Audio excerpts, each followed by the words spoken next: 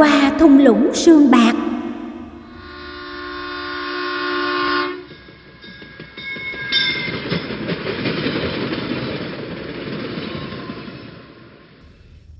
Đêm ấy, mặt hồ ánh sao phủ kín sương mờ. Đoàn tàu ánh sáng vẫn lơ lửng trên mặt nước.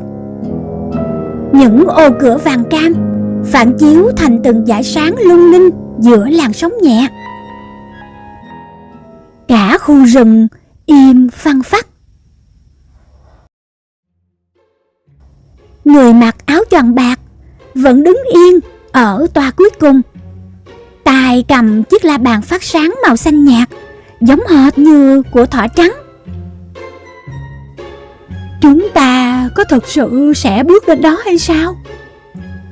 Tớ có cảm giác chuyến tàu này đang đợi chúng ta từ rất lâu rồi. Nếu đã được chọn thì các con phải tự quyết định. Chiếc la bàn trong tay cô thỏ trắng rung nhẹ, rồi phát sáng mạnh hơn. Kim la bàn từ từ chỉ thẳng vào cửa toa tàu đang mở. Dù phía trước là gì, tớ cũng muốn biết bí mật của mùa hè. Nói xong, thỏ trắng bước chân đầu tiên lên toa tàu. Ngay lập tức, sàn tàu phát sáng như những vì sao dưới chân. Đợi tớ nữa.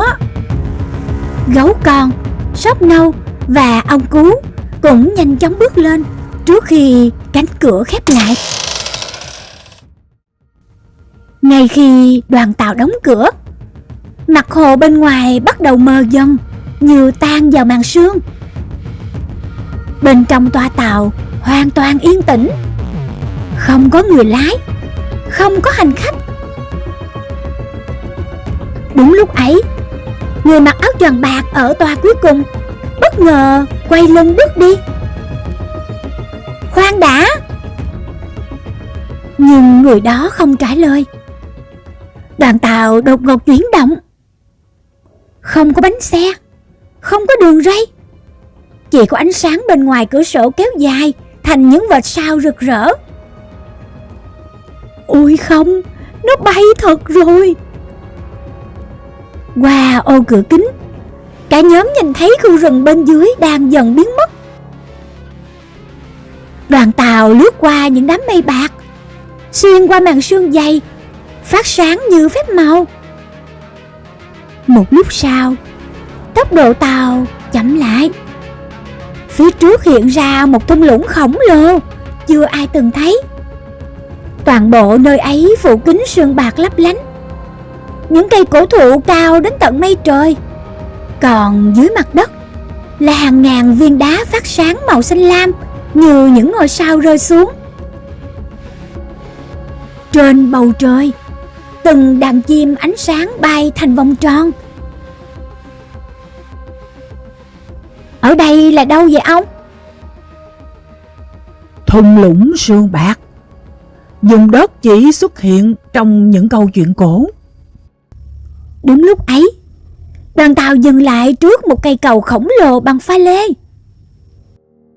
Cánh cửa tàu mở ra. Người mặc áo choàng bạc đang đứng ở đầu cầu. Lần này thì cả nhóm nhìn rõ khuôn mặt của người ấy. Đó là một cô gái với mái tóc bạc dài óng ánh như ánh trăng.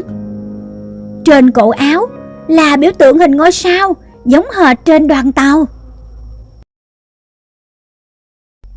Cuối cùng, những người giữ la bàn cũng đã tới. Chị là ai? Cô gái chưa kịp trả lời thì mặt đất bất ngờ rung chuyển. Từ sâu trong thung lũng vang lên một âm thanh trầm thấp như tiếng đá nứt. Những viên đá phát sáng dưới mặt đất bắt đầu chớp tắt liên tục. Không ổn rồi. Từ phía xa, một cột sương đen khổng lồ đang chậm rãi bốc lên bầu trời. Gió lạnh tràn qua cây cầu. Cô gái mặc áo bạc siết chặt chiếc la bàn trong tay. Phong ấn mùa hè đang yếu dần. Phong ấn à? Nếu phong ấn biến mất thì toàn bộ ánh sáng mùa hè của khu rừng sẽ biến mất theo. Ngay lúc đó, chiếc la bàn của thỏ trắng phát ra ánh sáng chói lòa. Một bản đồ bí mật bất ngờ hiện lên giữa không trung. Trên bản đồ xuất hiện 3 vị trí đang phát sáng đỏ rực. Và ở chính giữa bản đồ là biểu tượng của một cánh cổng khổng lồ mang tên Cánh cửa cuối hoàng hôn. Gió trong thung lũng bỗng thổi mạnh hơn. Và ở phía xa, trong lớp sương đen đang cuộn trào, có một đôi mắt khổng lồ màu đỏ bất ngờ mở ra.